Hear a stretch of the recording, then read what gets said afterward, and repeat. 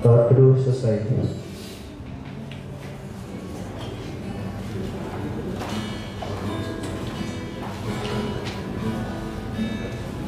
Sebelum mari kita menyanyikan lagu Bapa Kau Sungguh Baik nomor 106.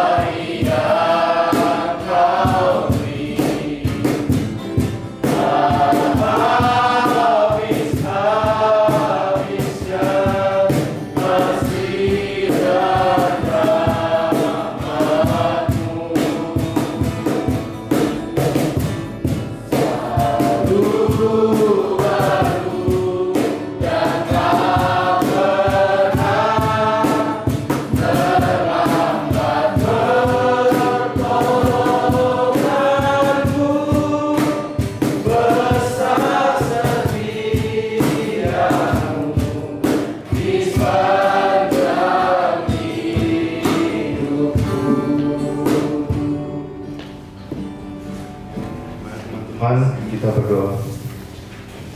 Ya Bapa, Bapa yang bertahta di kerajaan surga, selamat pagi Bapa. Di sini kami kembali untuk memuji dan memuliakan nama-Mu ya Tuhan.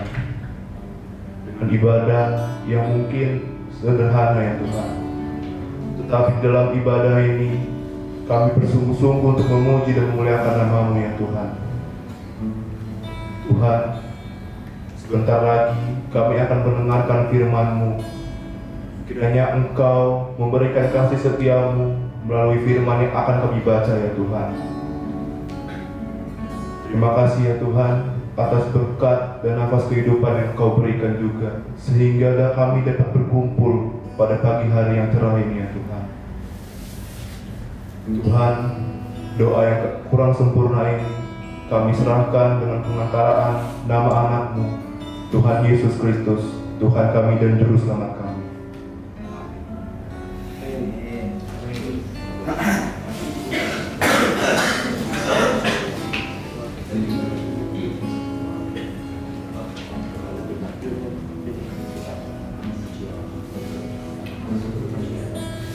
Kita menyanyikan lagu pujian Dia Mengerti, nomor 173.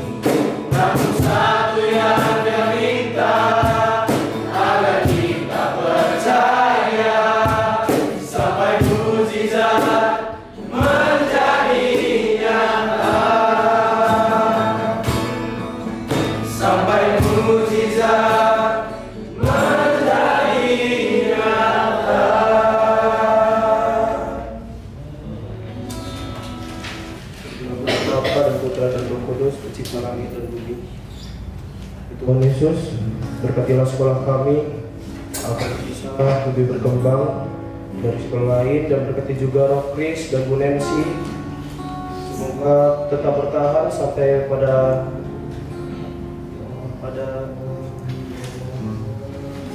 hari esok, dan berkati juga Bu Nancy agar selalu sehat, panjang umur. Ada seorang laki-laki di tanah Kus bernama Ayub.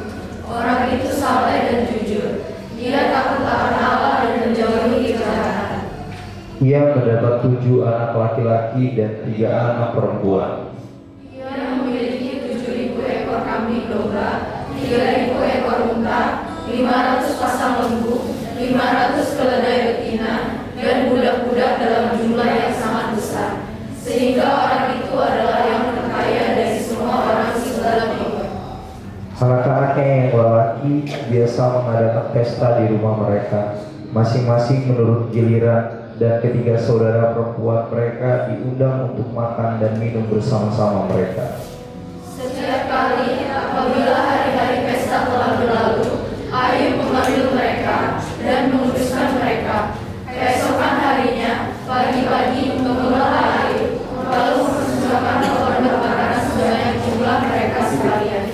Sebab pikirnya, mungkin anak-anakku sudah berbuat dosa dan malah memiliki Allah di dalam hati. Demikianlah dilakukan Ayub senantiasa.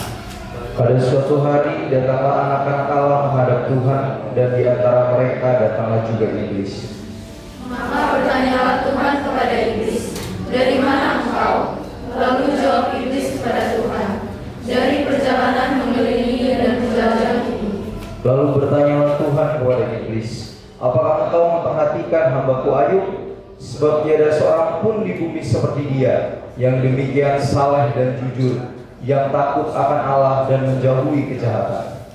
Lalu jawab iblis kepada Tuhan, "Apakah dengan tidak mendapat apa-apa, Ayub takut akan Allah? Bukankah engkau yang membuat pagar sekeliling dia dan rumahnya serta segala yang dimilikinya? Apa yang dikerjakannya telah kau berkati, dan apa yang dimilikinya makin bertambah di negeri itu. Tetapi ulurkanlah tanganmu dan jamahlah segala yang dipunyainya. Ia pasti mengutuki engkau di hadapanmu." Maka firman Tuhan kepada iblis, "Nah, segala yang dipunyainya ada dalam kuasamu. Hanya janganlah engkau mengulurkan tanganmu terhadap dirinya." Kemudian pergilah iblis dari hadapan Tuhan. Pada suatu hari, ketika anak-anaknya yang lelaki dan yang perempuan makan-makan dan minum anggur di rumah saudara mereka yang sulung, Datanglah seorang pesuruh kepada Ayub dan berkata, "Sedang lembu sapi membajak dan keledai-keledai betina makan rumput di sebelahnya." datanglah orang-orang Sheba menyerang dan merampasnya, serta memukul penjaganya dengan mata pedang. Hanya aku sendiri yang luput, sehingga dapat memberitahukan hal itu kepada Tuhan. Sementara orang itu berbicara, datanglah orang lain dan berkata, "Api telah menyambar dari langit dan membakar serta memakan habis kambing domba dan penjaga-penjaga. Hanya aku sendiri yang luput, sehingga dapat memberitahukan hal itu kepada Tuhan." Sementara orang itu berbicara, datanglah orang lain dan berkata, "Orang-orang pasti membentuk 3 pasukan, lalu menyerbu unta-unta dan merampasnya, serta memukul penjaganya dengan mata pedang. Hanya aku sendiri yang luput, sehingga dapat memberitahukan hal itu kepada Tuhan." Sementara orang itu berbicara, datanglah orang lain dan berkata, "Anak-anak tuan yang lelaki dan yang perempuan sedang makan-makan dan minum anggur di rumah saudara mereka yang sulung." Maka tiba-tiba angin ribut bertiup dari seberang padang gurun. Rumah itu dan adanya pada 4 penjurunya, dan roboh menimpa orang-orang muda itu, sehingga mereka mati. Hanya aku sendiri yang luput, sehingga dapat memberitahukan hal itu kepada Tuhan.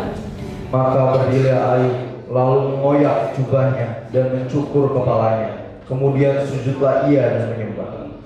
Katanya, "Dengan telanjang aku keluar dari kandungan ibuku, dengan telanjang juga aku akan kembali ke dalamnya.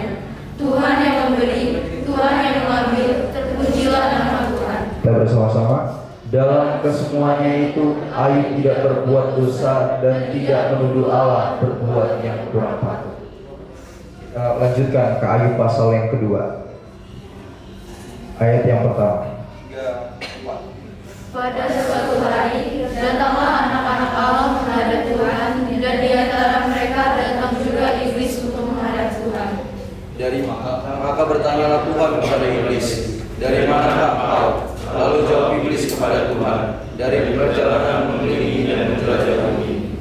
Firman Tuhan kepada iblis, apakah engkau memperhatikan hamba-Ku Ayub? Sebab tiada seorang pun di bumi seperti dia, yang demikian saleh dan jujur, yang takut akan Allah dan menjauhi kejahatan. Ia tetap tekun dalam kesalehannya, meskipun engkau telah membujuk aku melawan dia untuk mencelakakannya tanpa alasan. Lalu jawab iblis kepada Tuhan, kulit ganti kulit, orang akan memberikan segala yang dipunyai ganti nyawanya. Tetapi ulurkanlah tanganmu dan janganlah tulang dan dagingnya. Ia pasti menutupi engkau di hadapanmu. Maka firman Tuhan kepada iblis, nah, ia dalam kuasamu, hanya sayangkan nyawanya. Kemudian iblis pergi dari hadapan Tuhan, lalu ditimpanya Ayub dengan bara yang busuk dari telapak kakinya sampai ke batu kepalanya. Lalu Ayub mengambil sekeping beling untuk menggaruk-garuk badannya sambil duduk di tengah-tengah abu. Maka berkatalah istrinya kepadanya, masih bertekunkah engkau dalam kesalehanmu? Kutukilah Allahmu dan matilah. Tetapi jawab Ayub kepadanya, engkau berbicara seperti perempuan gila. Apakah kita mau menerima yang baik dari Allah, tetapi tidak mau menerima yang buruk? Dalam kesemuanya itu Ayub tidak berbuat dosa dengan bibirnya. Ketika ketiga sahabat Ayub mendengar kabar tentang segala malapetaka yang menimpa dia, maka datanglah mereka dari tempatnya masing-masing, yakni Elifas orang Teman dan Bildad orang Sukos serta Zophar orang Naamah. Mereka bersepakat untuk mengucapkan bela sungkawa kepadanya dan menghibur dia. Ketika mereka memandang dari jauh, mereka tidak mengenalnya lagi. Lalu menangislah mereka dengan suara nyaring. Mereka mengoyak jubahnya dan menaburkan debu di kepala terhadap langit. Lalu mereka duduk bersama-sama di tanah selama 7 hari 7 malam. Seorang pun tidak mengucapkan sepatah kata kepadanya, karena mereka melihat bahwa sangat berat penderitaannya. Oke. Terima kasih teman-teman, kita sudah membaca Ayub pasal yang pertama dan Ayub pasal yang kedua. Untuk singkat ceritanya, setelah Ayub didatangi oleh sahabat-sahabatnya juga berbicara seperti istrinya. Mengapa engkau tidak mengutuki Tuhan? Kata dia. Dan dia juga berkata bahwa aku tidak akan mengutuki Tuhan dalam pendiriannya. Dan setelah itu, apa yang terjadi kepada Ayub? Dia pun makin menderita. Tetapi apa yang dilakukan Ayub? Memuja Tuhan? Menyalahkan Tuhan? Atau membabi buta kepada Tuhan? Dia tetap bertekun. Saat itu pun, ketika dia dalam pencobaan, ketika dia dalam masalah, dia tetap buat mezbah untuk diberikan kepada Tuhan. Lalu ketika dia terus menderita, ketekunannya itu dan imannya itu yang menyelamatkan dia. Kenapa? Karena dia berpegang sama Tuhan. Lalu ketika singkat cerita dari segala penderitaannya itu, Tuhan memberikan apa pada Ayub? Tuhan melipat gandakan apa yang sudah Ayub dapatkan, lebih daripada yang telah Tuhan berikan. Sekarang pertanyaannya kepada kita yang masih belum, dengan segala kesalehan kita, dengan yang terus membuat mezbah pagi dan petang, renungan malam, renungan pagi, dan renungan petang. Kita yang belum benar dengan kekuatan kita untuk benar-benar untuk kepada Tuhan. Apakah kita kuat ketika kita diberikan pencobaan sebesar Ayub? Tuhan bilang apa di dalam firman-Nya? Jika imanmu sebesar biji sawi. Biji sawi itu besar atau kecil, teman-teman? Kecil. Jika imanmu sebesar biji sesawi saja,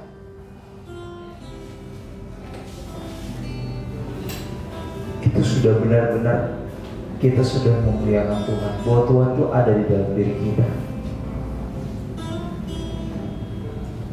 Tapi di sini dipertanyakan kembali sama kita, jika besok, hari depan, ataupun kapanpun itu tiba-tiba ada pencobaan sama kita, misalkan nilai jeblok, misalkan tiba-tiba kita sakit, misalkan tiba-tiba saudara-saudara kita ada masalah dengan kita, misalkan jika datang masalah-masalah itu bertubi-tubi dan terus bertubi-tubi, karena kita tidak tahu apa yang akan terjadi besok. Hari ini mungkin 1 menit ke depan, mungkin 10 menit ke depan, 30 menit ke depan, kita nggak ada yang tahu. Tapi di sini kita diingatkan dari Ayub, istrinya sendiri yang mungkin memang benar-benar dekat dengan dia. Dia bilang sama Ayub, kenapa engkau tidak hujati saja Allahmu itu? Tapi dia bilang apa? Perkataanmu seperti perempuan gila.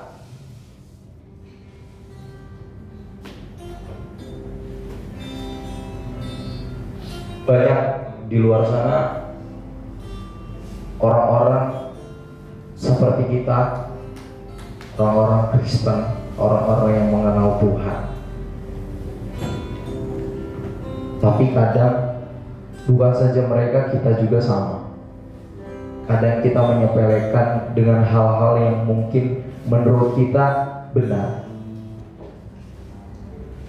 Kadang kita menyepelekan ibadah kita. Kadang kita menyepelekan hal-hal untuk kita datang kepada Tuhan.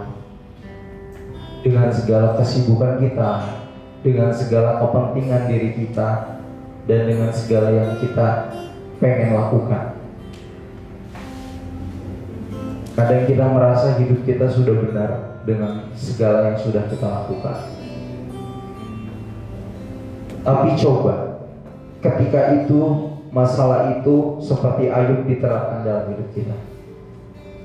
Kita bayangkan, apakah kita kuat dalam menyelesaikan suatu masalah?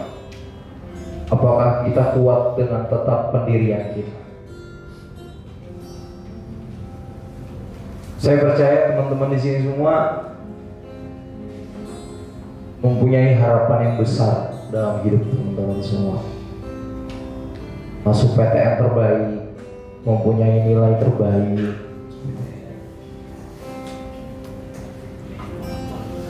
jadi ranking di kelas, jadi kebanggaan orang tua.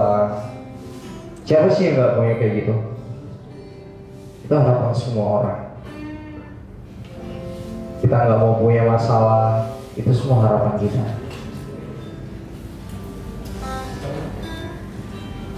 Tapi di sini coba, ketika kita renungkan, misalkan besok tiba-tiba ada masalah datang sama kita yang melibatkan semua hidup kita dan membuat diri kita seperti, kenapa aku harus hidup?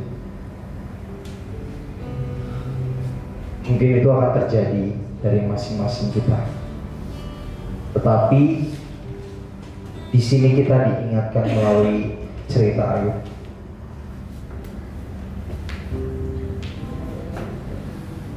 Jangan kita salahkan Tuhan dalam segala masalah kita.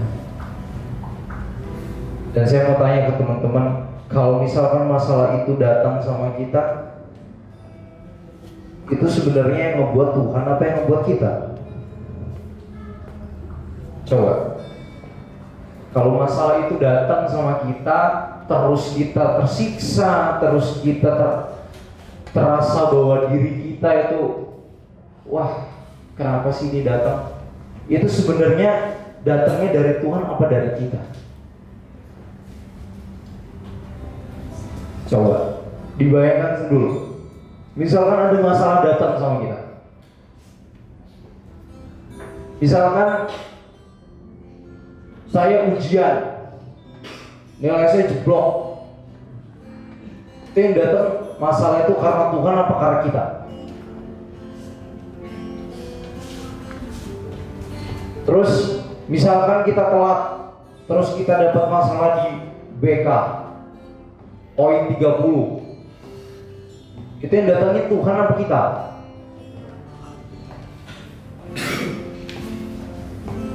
Teman-teman, ada masalah-masalah yang kecil dalam diri kita nggak sadar bahwa kita yang sudah membuat itu semua. Tapi kadang ketika masalah itu datang,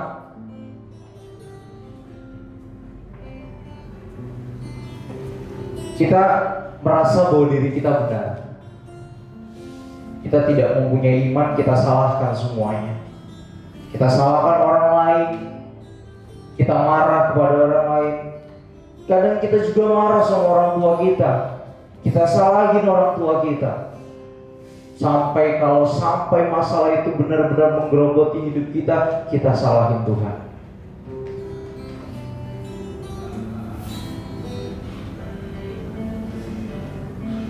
Saya mempunyai suatu ilustrasi.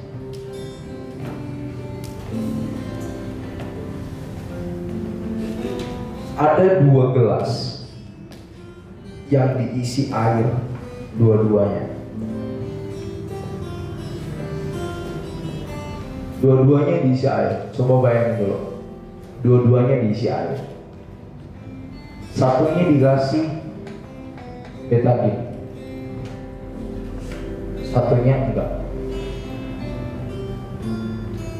Setengah air itu dikasih betadine dan setengahnya itu tidak dikasih.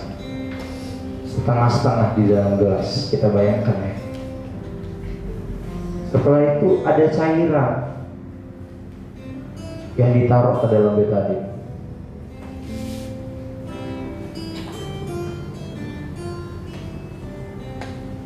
Cairan itu mempunyai kekuatan yang besar untuk ditaruh di betadine. Ketika itu ditaruh di dalam betadine, dia jadi putih, dia jadi bening lagi. Yang satunya ditaruh lagi airnya tadi, yang baik tadi, supaya bisa baik, bisa murni lagi, tetap murni. Kembali lagi, dikasih lagi betadine. Sekarang dua-duanya dikasih betadine, dimurniin lagi. Apa coba ilustrasi dari sini? Tuhan mau kita melihat ketika masalah itu datang, darah itu dan betadine itu masuk ke dalam air itu, masalahnya. Terus kita datang sama Tuhan. Tuhan sempurnakan kembali, dimurnikan kembali kita. Tetapi kalau kita nggak datang sama Tuhan, apakah itu bisa murni kembali?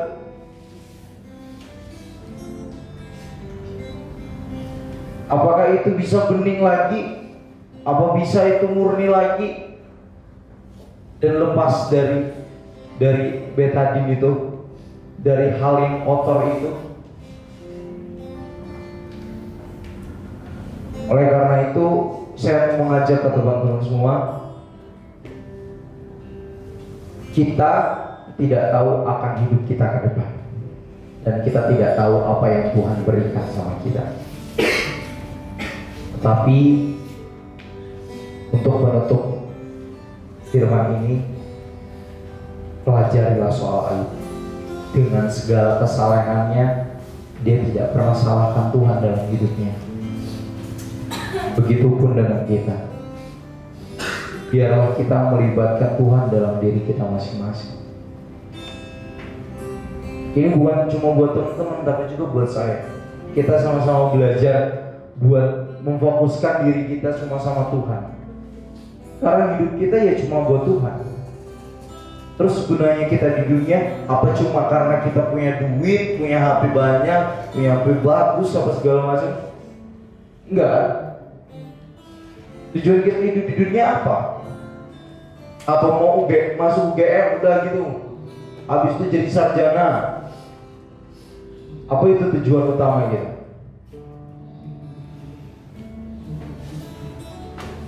Tujuan utama kita yaitu mendapat kerajaan surga.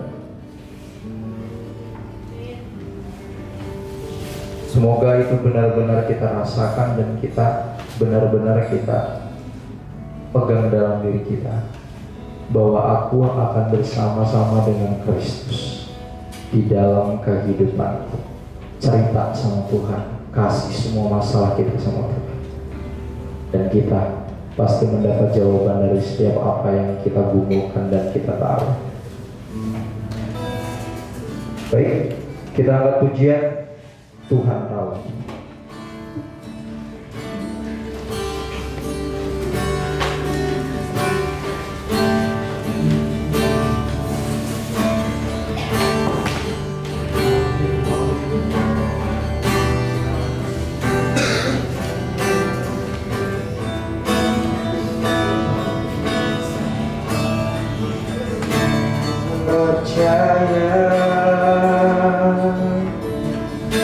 Kasih-Mu menerangi langkahku. Aku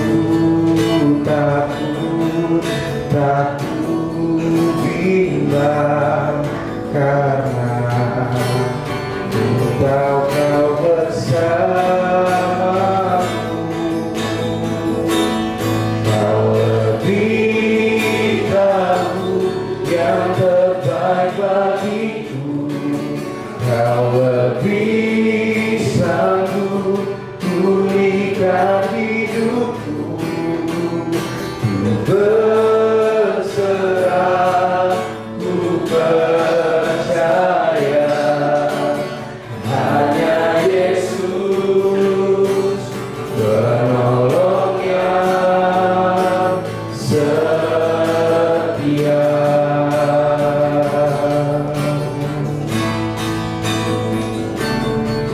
Saat ku berjalan, kasih-Mu menerangi langkahku. Aku takut bimbang, karena Ku tahu Kau bersamaku. Tuhan, tahu yang terbaik bagiku. Kau lebih sanggup pulihkan hidupku.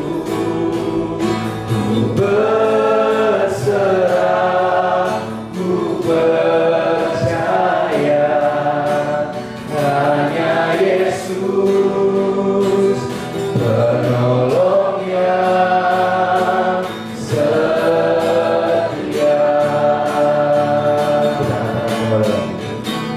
Kau lebih tahu yang terbaik bagiku. Kau lebih sanggup pulihkan hidupku. Ku berserah, ku percaya hanya Yesus penolong yang setia. Katakan sekali lagi teman-teman dalam hati kita masing-masing. Kau lebih tahu yang terbaik bagiku. Kau lebih sanggup pulihkan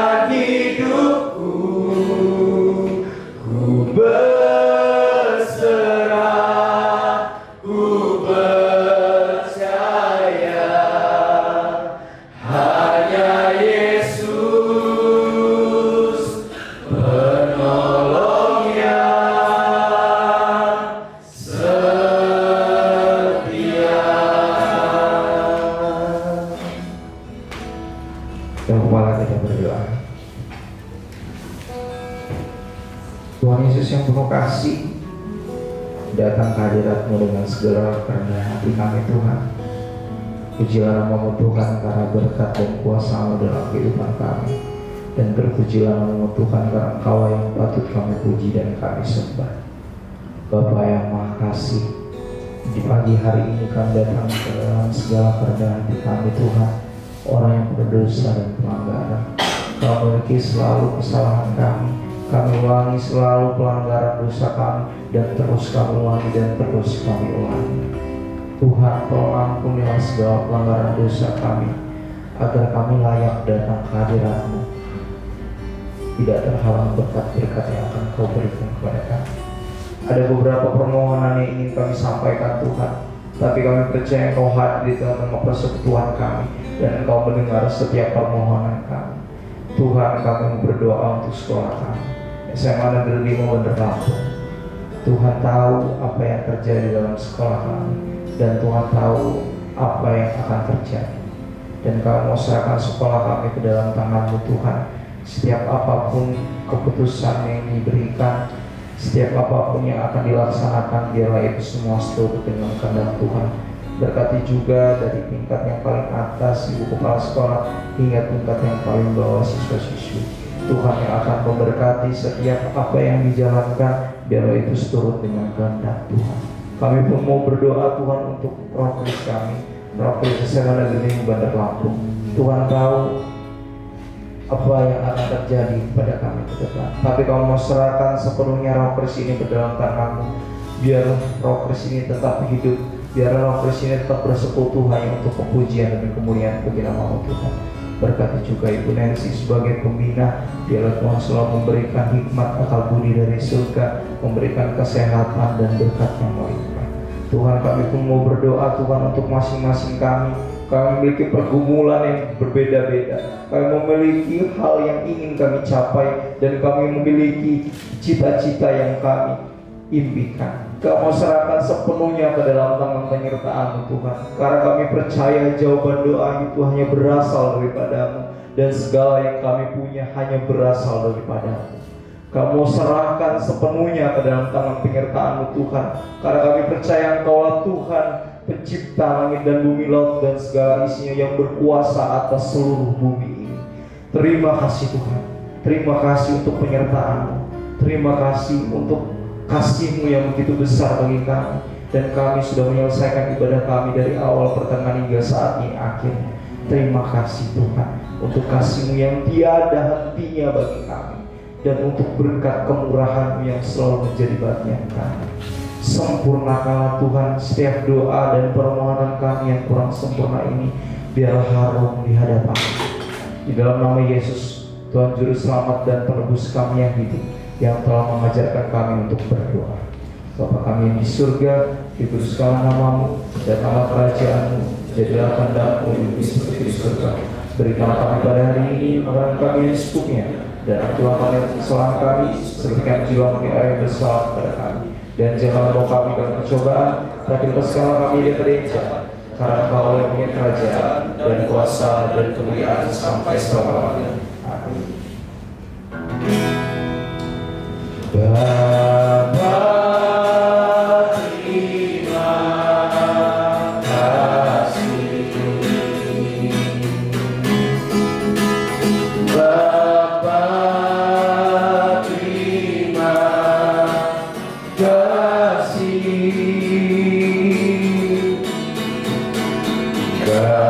Bapa di dalam surga, ku berterima kasih. Amin. Teman-teman semua, ibadah kita sudah selesai. Kita boleh melaksanakan kegiatan hari ini, 17 Agustus pada hari ini.